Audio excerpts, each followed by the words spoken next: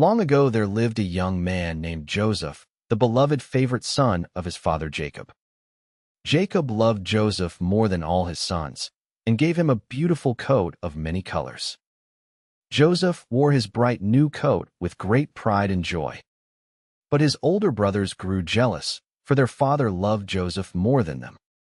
One night Joseph had a strange dream, and he eagerly told it to his brothers.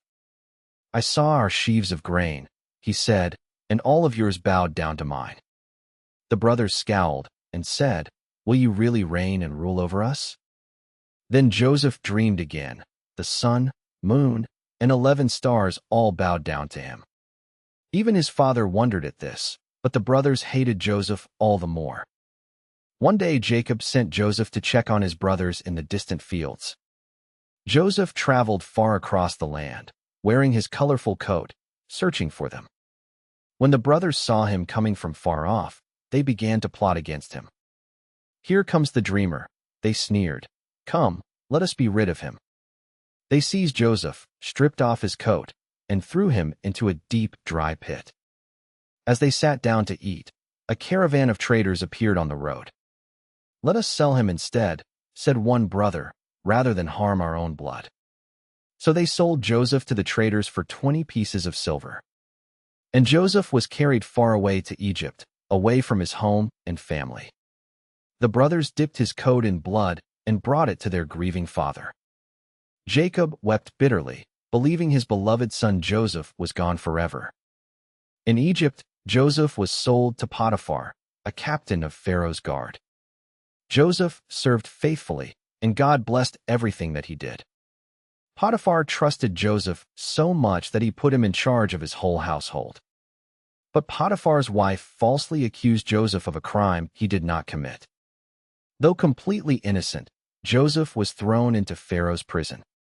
Yet even there in prison, God was with Joseph, and he found favor. The prison keeper trusted him and put Joseph in charge of all the prisoners. 2 of Pharaoh's servants, a cupbearer and a baker, were jailed there too. Each had a troubling dream, and Joseph interpreted them by the wisdom of God. The cupbearer would be restored, but sadly the baker's dream meant his end. Just as Joseph had said, the cupbearer returned to serve Pharaoh once again. 2 long years passed, and then Pharaoh himself had 2 troubling dreams. He saw 7 fat cows, swallowed up by 7 thin and bony cows. But none of his wise men could explain what the strange dreams meant. Then the cupbearer suddenly remembered Joseph and told the king about him. Pharaoh sent for Joseph, who soon stood before the mighty king of Egypt. "It is not me, but God who will give Pharaoh the answer," Joseph said humbly. 7 years of plenty are coming, then 7 years of terrible famine. Store up grain during the good years, Joseph advised, to survive the famine.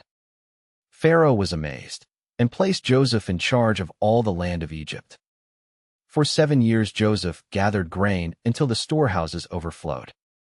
Then the famine came, and people from every land traveled to Egypt for food. Joseph's own brothers arrived and bowed low before him, not knowing it was him. At last Joseph wept and revealed himself. "I am Joseph, your own brother. You meant evil against me," he said, "but God meant it all for good." And Joseph forgave them, bringing his whole family to Egypt, reunited at last in love.